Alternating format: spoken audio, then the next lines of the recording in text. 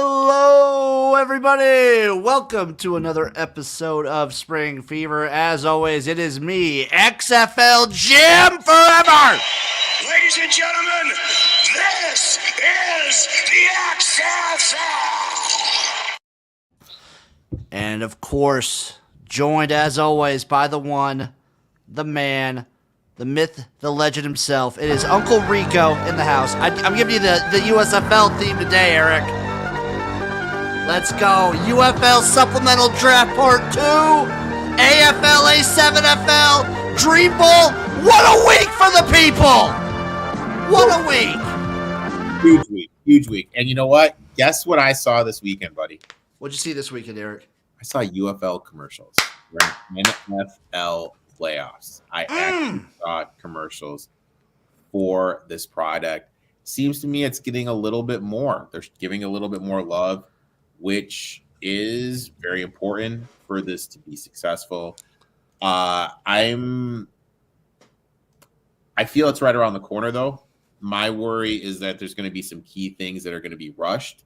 There's going to be some stuff leak through the cracks that shouldn't leak through the cracks. And if there's a crack in the foundation, that could lead to some issues. That's my only worry. But I'm excited about this and everything. I'm full hype. I'm full propaganda mode. I'm all UFL, all in. I am hashtag all in, baby. The hype is actually very much real and here for me. I left all my decrying and negativity about the UFL in 2023. 2024 is a year of positivity and growth. That's what the USFL is for. But, Erik, that's why I love having you on the show. That's why you're the man, because you bring the realness. You keep me down to earth. What are the things you're concerned about?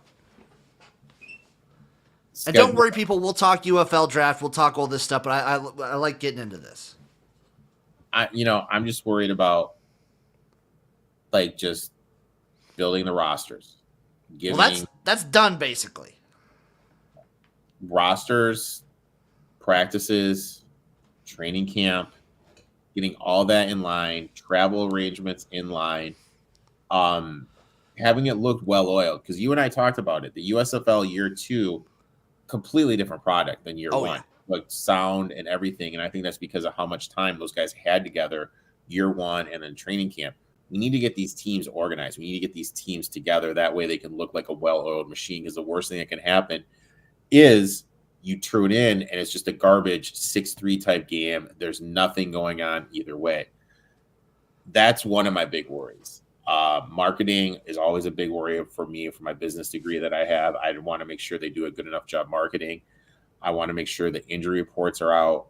I just want to make sure all the I's are dotted and all the T's are crossed. And I just kind of feel, and we've talked about this before, like maybe it should be one more year. That way everything is in line. Are they rushing to get the product to the finish line by March 30th? And are there going to be key things that are missed?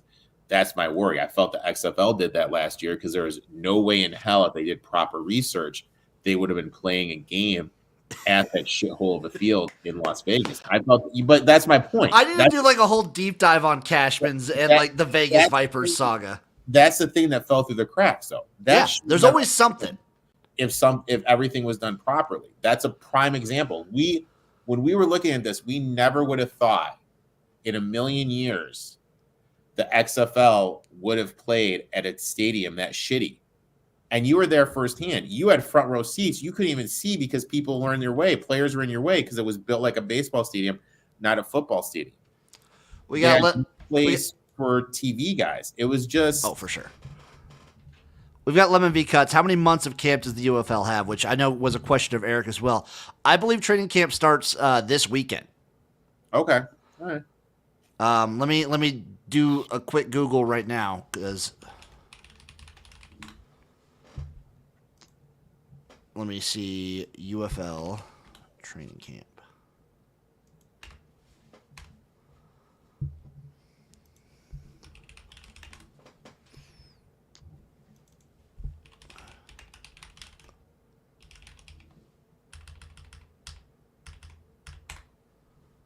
Okay, let's see.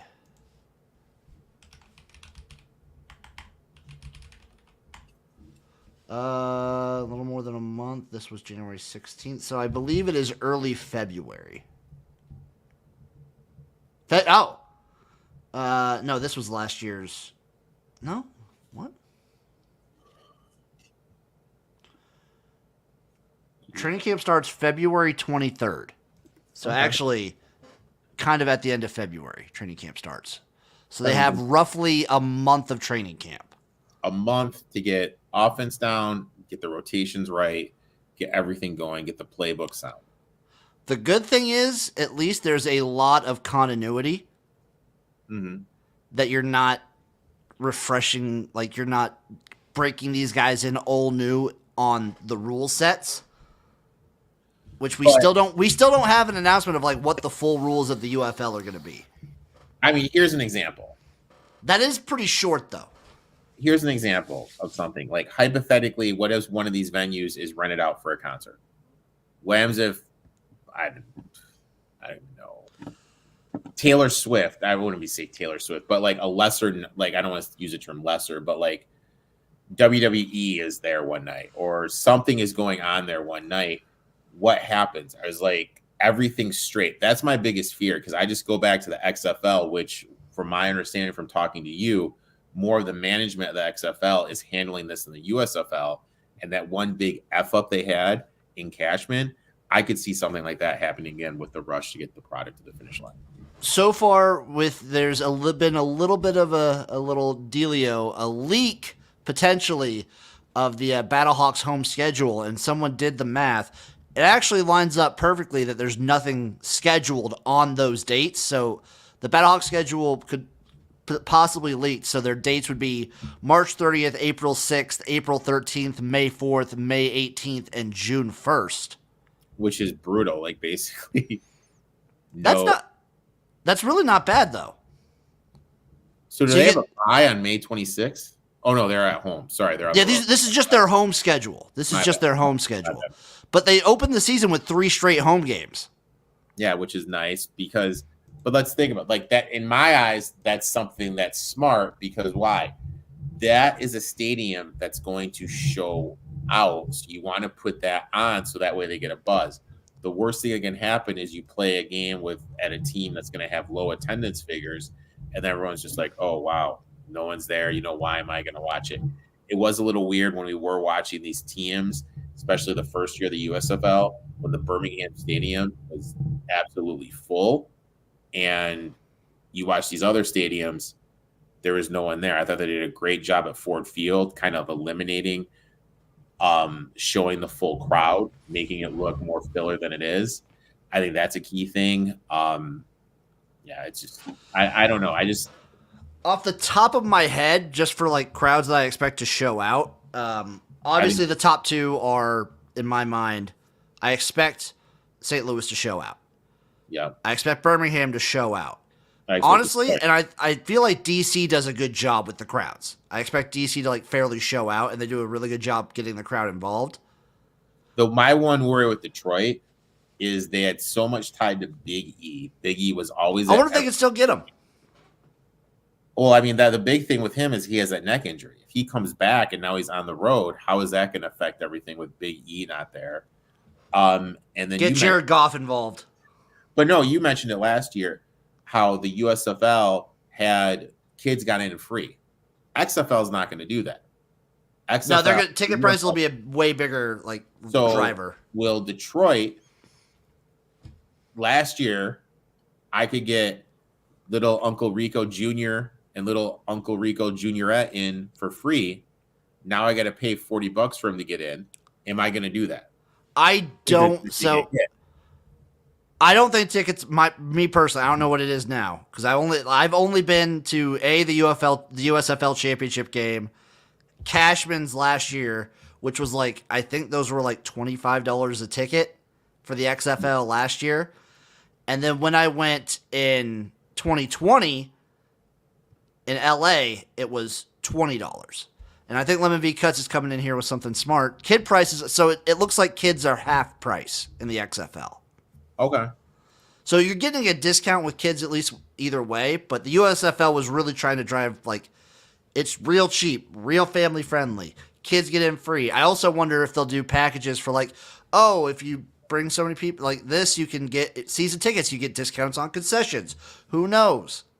I mean, Hire us. I'm on the Panthers website, and for tickets, it says group tickets connect with sales. So What does that mean? I have no idea. Oh, I don't know. Maybe we should. Maybe you know what? Maybe you and I'm going to text you this number.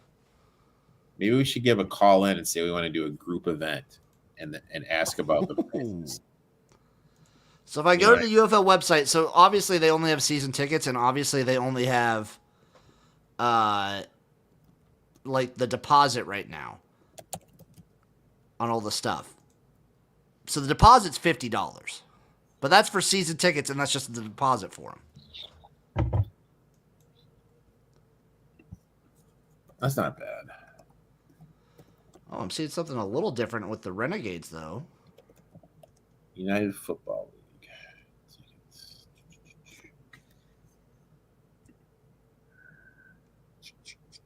Get tickets. Here we go. Wait.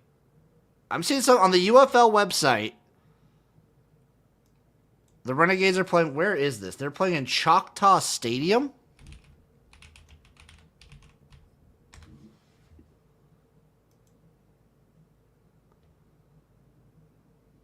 Which is a baseball field. The Renegades are playing there. Yeah. Choctaw Stadium, formerly Globe Life Park. It's a multi-purpose stadium in Arlington, Texas, between Dallas and Fort Worth. It was the Rangers Stadium until 2019.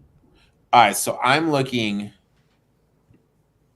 at, I don't know if this is like per game or not. If you click on the Brahmas, like become a ticket. Okay, buy season tickets. Here we go. Yeah. I'm seeing it too for the Renegades. So I'm looking at right now for the Brahmas, view details. I'll do it right now. I'll share my screen right now with the Renegades. I assume you're seeing the same thing here with the Brahmas. It's like this. Yeah, bring up like go to view details. View details gave me that information. So if I go to view details. So view details is this. This is what I get with view details. I'm going to share my screen then. Let's see what Eric's getting. Here we go. I got it. I'm not as tech savvy as you, my friend. So bear with me. Present, share screen. Okay, defenders have it the same way. All right, here we go. So look at this. This is what I found for the Brahmas. Yeah, I found the same thing with the Renegades. All right, but did you see the ticket prices up here? Are those ticket prices, or is that still just the deposit? I think those are ticket prices, dude. But season ticket prices. Yeah. So let's go right here. So we're $387. How many games are going to be at home? 5.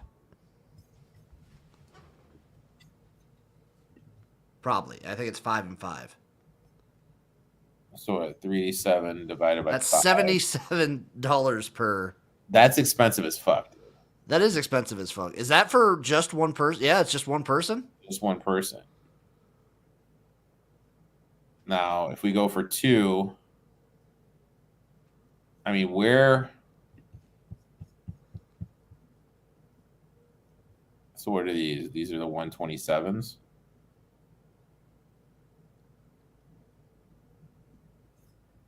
Oh. So all these are open in the 127.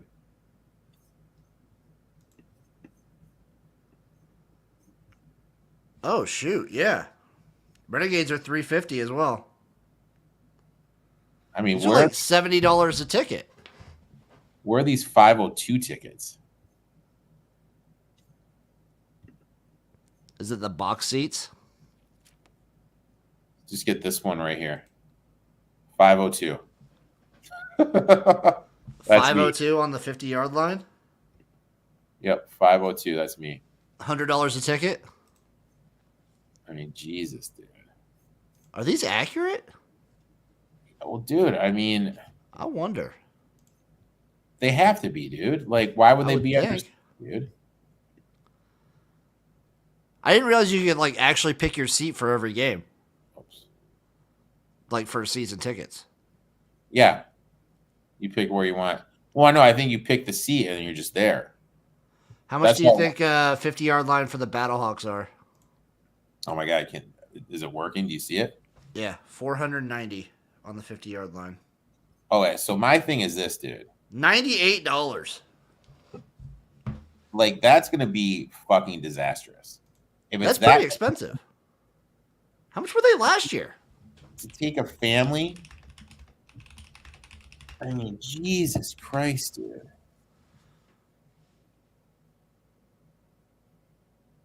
Oh, so let me see something real quick. Lay it on me, big dog. Because I don't remember. I don't know if regular season ticket packages starting with full prices. I don't think these prices are 100% accurate, Eric. Really? If we're going by what like the XFL did in 2023, season ticket packages started at $100 for season tickets. And $125 for St. Louis. Well, you know what, Jimbo? Let's just do a little experiment.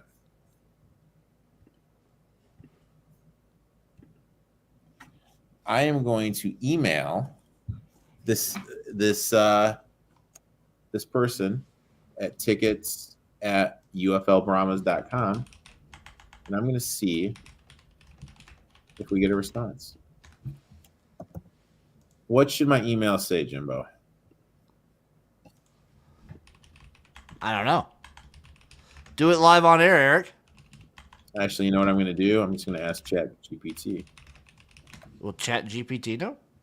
Yeah, make it sound professional.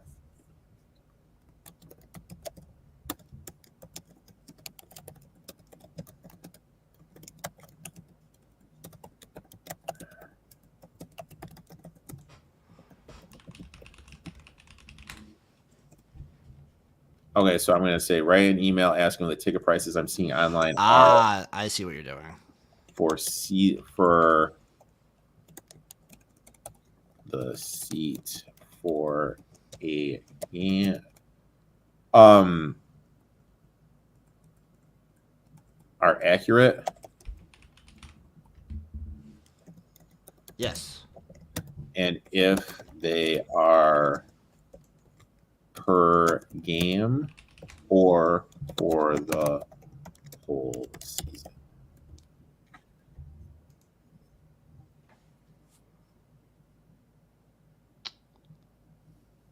Boom. Hi, Jim. I am going to be writing this email. Edit copy.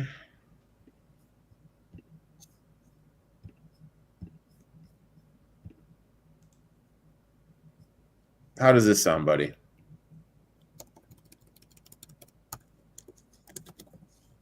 I hope this email finds you well. My name is Eric, and I am reaching out to inquire about the ticket prices displayed on your website for the Brahmas. I'm interested in purchasing tickets for the upcoming season and wanted to confirm whether our prices listed are for individual pre-game ticket, individual game tickets, or cover the entire season. I couldn't find specific information on your website regarding this and would appreciate your assistance in clarifying the pricing structure. Additionally, if there are any promotion packages or season ticket options available, I'd like to explore those as well. Your proper response with the necessary details would be highly appreciated, as it would help me make an informed decision about my purchase. Thank you. Thank you for your time and assistance. I look forward to your response. Look at you, so professional. Okay. Okay. Still trying to find ticket prices. Well, I mean, I think it's what it is there, man. You know what I mean? Like, I don't know why it would be such a sharp increase, though. They need money, man. Yeah, I thought all the money came from the TV deals. You tell me, man. Like I Why- don't. Are there money in these TV deals? I thought so. That's not that. But then why are we only getting those for the XFL teams and not the USFL teams? It's a good point.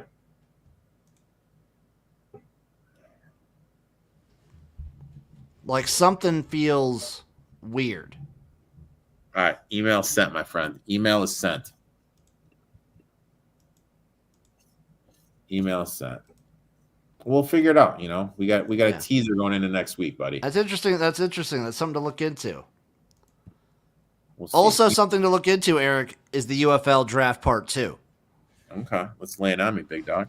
So obviously, this is the second part of the dispersal draft. That means we are now entering the free agency period.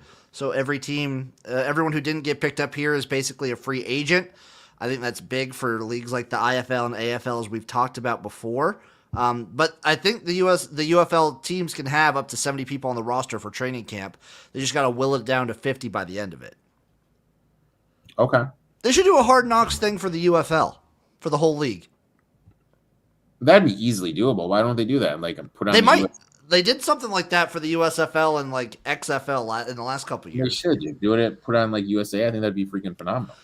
So I kind of, Eric, on the sheet, I bolded out some guys that stood out to me. Obviously, the most important position was quarterback. Right now, only 2 quarterbacks have gotten picked up in this part of the draft. So your San Antonio Brahmas, your team, Eric, your boys. My second team. Your 1A and 1B. Yeah. My 1B. Your XFL team. Yes. Your XFL conference team. They picked up Quentin Dormady, who was on the Orlando Guardians last year, who actually showed sparks of promise. And I'd say over the last 3 or 4 weeks, he was one of the top boys in the league. I agree with that. Peak toward the end of the season. Unrelated. Can you believe the choke by ASU tonight, Eric? Well, I'm assuming they blew their 13-point lead at halftime. I would assume so. I also saw Jalen McClendon, who was the quarterback for the Defenders when the Defenders were trying to go through all their different quarterback shuffle. Sorry. He was the quarterback for the Vipers last year. He's on the Defenders now.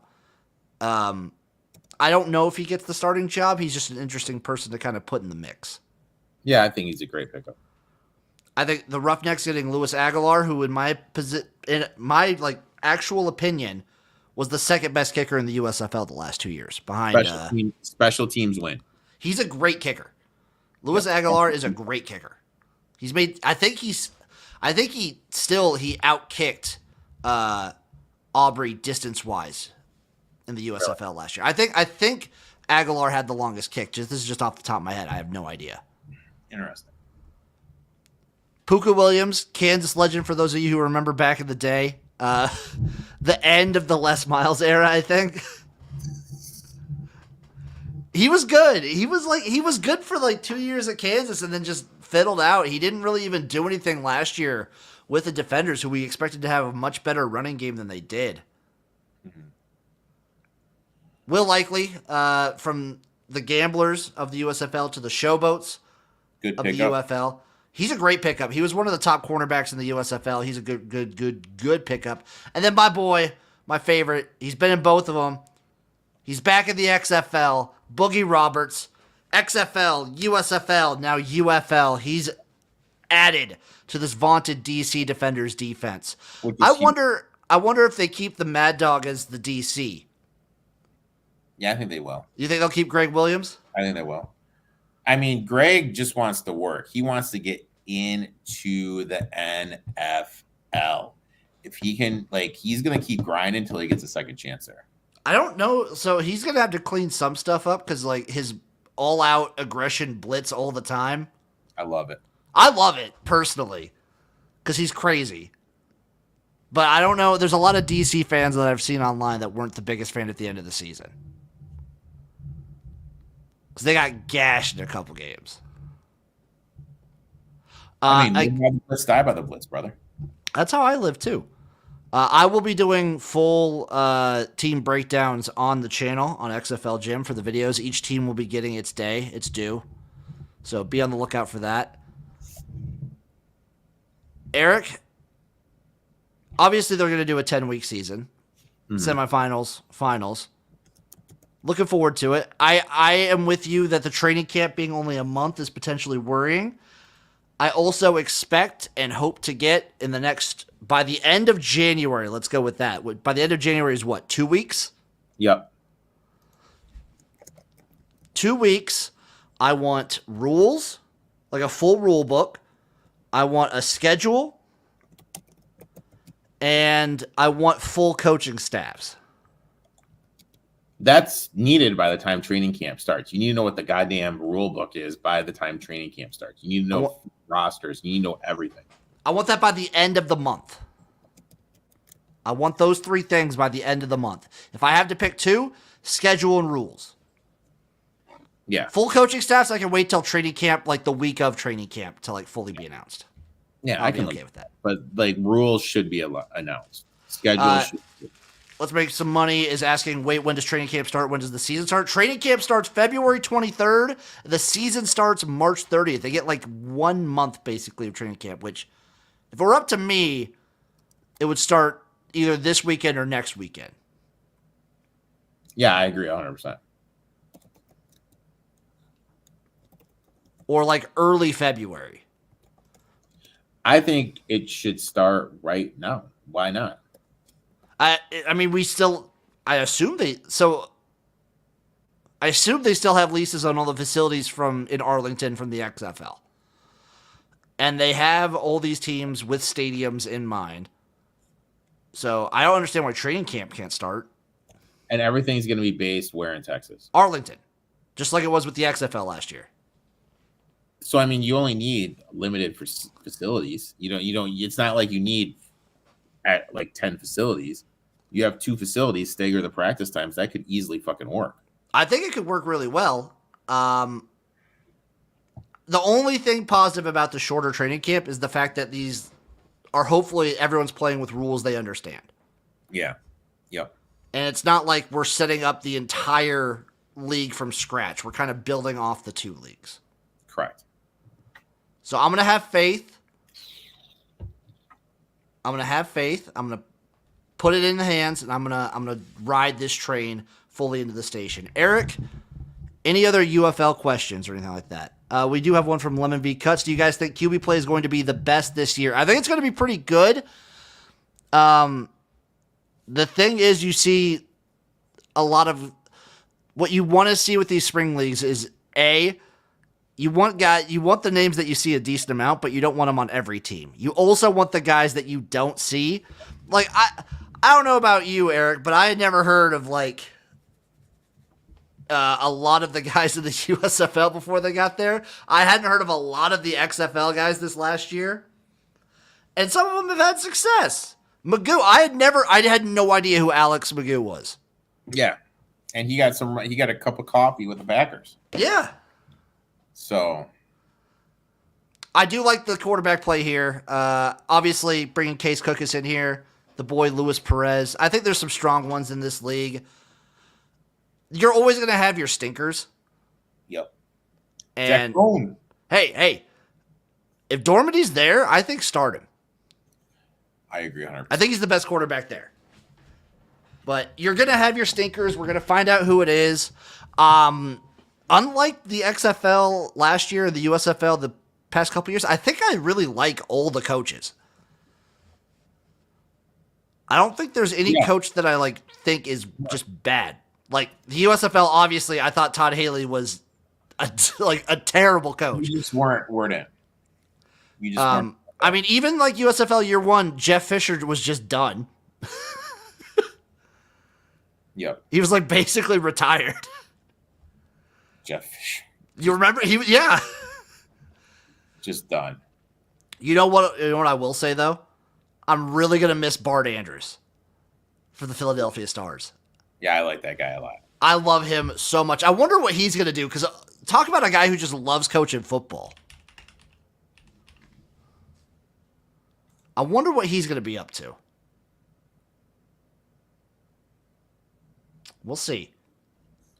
According to his Wikipedia page, nothing. This is what I like to see. And I think this would be interesting. And they're never going to do it. I think you get someone in there, and all they do is you have like the normal 2-man booth. You have the commentator, you have the play-by-play guy, and then you get somebody in there that knows about sports betting. I'm not talking about one of these faces that are on ESPN that literally knows shit. Oh, like when what was it? Was it Game Day that had what's his name, the Bear or whatever his name was? I'm Someone talking like about that. something in that, and and it's just gonna be a quick thing, like whoever's the play-by-play guy. Okay, Tim, live odds are this or this. You seen anything on the market? Blah blah blah blah blah. Just something like that. I think that'd be quick. Something. Have some, like they do a halftime show. That guy could be part of the halftime show. Okay, you know what? I kind of think there's value now in the first half, on the second half under, second half over, whatever. Kind of do that because you know what? At the end of the day, people like to fucking gamble, and if they just full on just embrace this gambling shit, this league will have more success. I think if you can find a way to do it and not force it, like kind of do it but make it integrated. That's like the fine line because I'll be honest. I thought when the Manning cast started, I thought it was great, but then now the second half of last year and this year, I think it's dog shit. They just force too many things. Yeah, it's just way too much going on. I mean, is there just someone that can just be there, limited talking? I mean, use him like a Dean Blandino. He doesn't have to be even there. You know what I mean? Like, oh, and I thought the XFL used Dean super well last year. Mm-hmm. But I'm just saying that that's my thing. I'm just saying that if they have that guy there, use him like a Dean Blandino. Just bring him up on screen wherever he is, like at his place, and he's just like, okay, live total is 53, value who are on the under, let's do that. Okay, breakers right now. Obviously, after that touchdown, they're live. Take them at plus 110 to win. First half, they're plus 7. They're down 10 right now. They're getting the ball, 4 minutes left. Let's take that. So I just think there's value. I would definitely look. That's something I'd look at just to generate some interest. I think so too. I don't know if I fully trust ESPN not to just force things into the ground and make them like awkward as hell and not intuitive. With ESPN Bet, I mean, like if they were smart because they have that ghetto ass ESPN Bet, that'd be something they could do. Oh, they could do. Both of them could do it because they have Fox Bet too. Oh, Fox Bet. Yeah, they both have their own services. So like you'd have to have Fox and ESPN come to like some agreement. Yeah. But obviously, since either one would be broadcasting the game, they just promote their own stuff on their own broadcast. But I don't know if I trust. I want them to do it, but I want them to do it in a natural way. I don't trust them to do it in a natural way, buddy. I don't trust either of these guys to do it in a very natural way. I will say, Lemon V Cuts, will UFL have its own game day? It will in my house. I'll do it. We'll do a UFL game day here. I'm gonna promise the people right now, because guess what? We did it last year. I'm gonna live stream every single UFL game that I can. Eric was there for a couple of those days. I'd be going 8 hours. Dude, watching you're a those. Warrior, dude. We're gonna do it. I was gonna do it for one of those playoff games, and I got tight. I'm like, dude, I don't have the XFL gym energy. I can't do that shit. I can't wait to do Saturday, Sunday, back-to-back 8-hour days streaming this baby. You are a road warrior, my friend. Chris Mason in the chat, UFL can up tickets price for the Panthers. They might. We'll see. Any other UFL talk before we move on? I pray. Another thing I really hope that they keep is the sideline interviews. I love that. Love that so much. Any other things on the UFL before we move on, Uncle Rico? No, that is it, my friend. Other spring football news that has been happening. The AFL, the Arena Football League, and the A7FL are partnering up this year. Arena League, I think we talked about last week, the start date, so look into that. The A7FL starts March 24th. For those of you who don't know, because it's kind of not as well known of a league, The A7FL is a 7-on-7 full contact, no pads football league. Okay. It's awesome. Okay. It is awesome to watch. The AFL and the A7FL, so basically they're just making it so that players can jump back and forth between leagues. The IFL and XFL kind of had something like this last year, but they're making it so players can jump back and forth. They're dueling up their marketing. They're just doing a lot of stuff together. Chris Mason, Leatherheads, no, they are actually just no helmet, no protective gear whatsoever. I'll see if I can look something up for you, but I like this move. 7-on-7 summer ball. That's what I'm envisioning right now. How are you talking it? Also, I'll look something up for you, Eric. But I like this move. I like it when leagues of this caliber kind of stick together to boost each other up. Mm-hmm. We'll watch in the middle of this video here once I get past this ad. But everyone knows AFL, obviously, Arena Football League. Everyone knows Arena Football. But the A7FL, not everyone knows. It's wonderful. And it's played in an arena. No, it's not played in arena. A7FL is not played in arena. Here's some of the bigger hits from the A7FL. Is this tackle? Yeah, full contact. Full contact, no pads. And the ref's calling that a fumble. Neon Dion got a lot of speed. Wanna clean him up. And the flag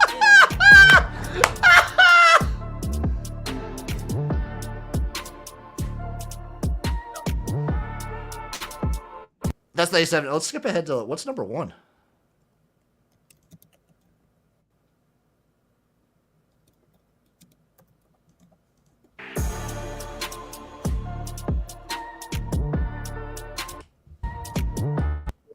Oh, that's 3.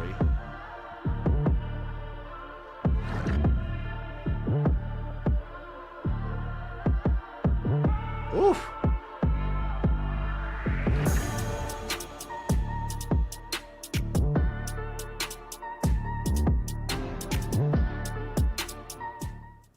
Oh. That is the A7FL. No. Not a fan? I love it.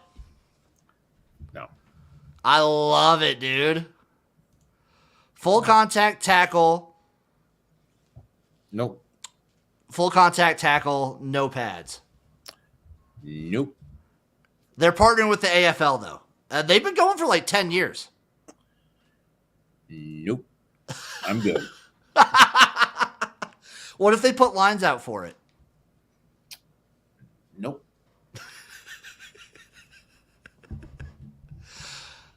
Last but not least, Eric, we have the Dream Bowl coming up Saturday. I am going to be streaming because guess what? It starts at 10, which is still earlier than my bedtime. 10 p.m.? 10 p.m. What Starts time 10 p.m. Saturday here in the States. Saturday night game. What is the Saturday night game? It is the Packers. I'm just seeing what time does it start. It's Packers 49ers. What time does it start? 7:15. Yeah, they'll be done. I mean, maybe It'll be done. It'll be done by at least halftime. Yeah, like the maybe. second quarter. Maybe. Second quarter, Dream Bowl. Obviously, so for those of you who don't know, Dream Bowl is the X League All Stars from Japan versus the Ivy League All Stars. So it just gives the Ivy League like another chance to like play another game since a lot of those guys don't get to participate in bowl season. Mm-hmm. And it's fun for the Japanese All-Stars. This year, they even included a couple Americans in the Japanese All-Star list. So we got Amaji Grant, Boogie Knight, Jabari Williams, our boy, J-Dub. He's going to light some poor kid up. He's going to have in that, and there's going to be a poor Ivy guy just get up, and he's just going to be done. He's going to be all over this field. And then Al Rawan Adeyemi as well from University of San Diego FCS. So, gun to your head.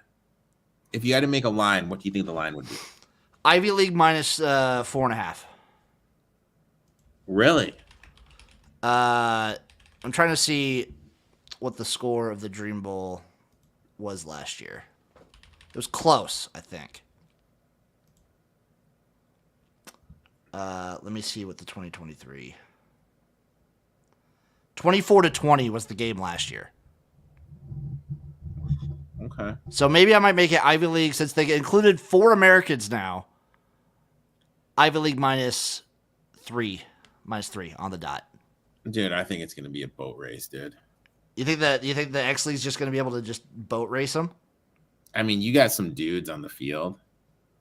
If you got dudes, like, those are, I don't know. Like, I look at it like they have some players that play college ball, are grown men right now, still playing, still training. Those guys are there with the hopes to kind of get back to this side of the world to play football. They're training against college kids. There's going to be a couple of big hits in these games, and I'll take the team that has the older players, that has the more experience. I'm trying to see what the overall record is.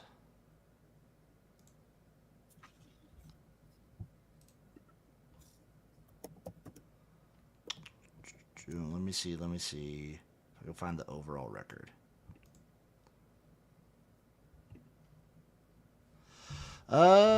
Football record.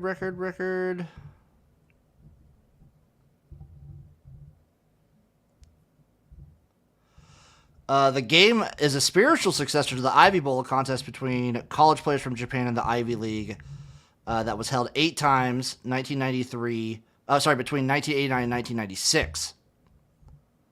Okay. Oh, dude, this is a cool history. So this is from a Japan Times article. Here's a paragraph, Eric.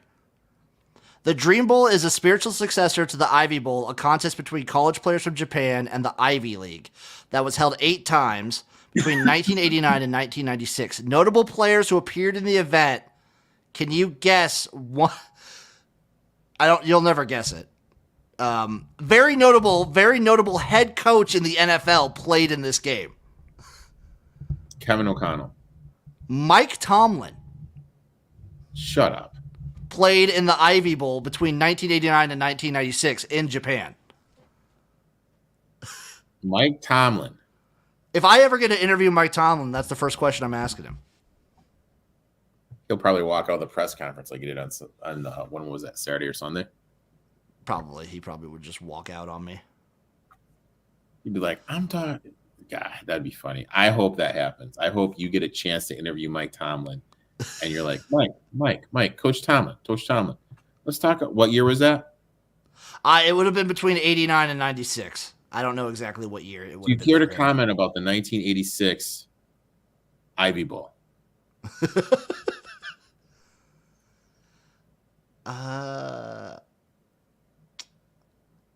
Yeah, I'm not sure what the actual record is. But I'm gonna set the line Ivy League minus 3. Okay. Because while I'm with you that the X League team has the 3 or 4 most talented players probably on the field, I just feel like the overwhelming, like, these kids are playing college and doing college ball the entire season for multiple years. Some of these guys on this X League are still like employees that just get to practice like when they can. Okay, but they're still good. They're still studs. Yeah. And they'll keep it close. Okay, so I'm gonna say Ivy League minus 3, plus 130 on the money line for the X League. I'll take the X League, buddy. Okay. I'm also gonna take it, but the number, my head just tells me Ivy League gets it done. It's hard. Okay. It's hard. Other than that, nothing else for us. Any questions in the chat? Any questions from Uncle Rico about anything we've talked about today? I'm good, man. Like what, my old ass is still up. I'll drop in for a little bit on the stream. The stream will start probably at like 9:45. All right. 9:30. Hard maybe.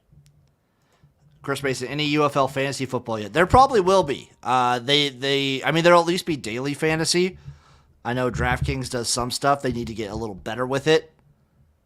But they do some stuff. And then altfantasysports.com for your season fantasy. They'll have all these leagues. They have all these leagues. Maybe we could put together a UFL fantasy league. We might be able to. I know. So shout out Adam Pelletier because he runs the site, Alt Fantasy Sports. It's he did one fantasy league he told me about that was this last year. So he did XFL, like a year long almost, XFL, USFL, Indoor Football League, and then there was another one that was like 4 leagues in one fantasy draft. That sounds pretty cool. It was sick. He was telling me about it. It was sick.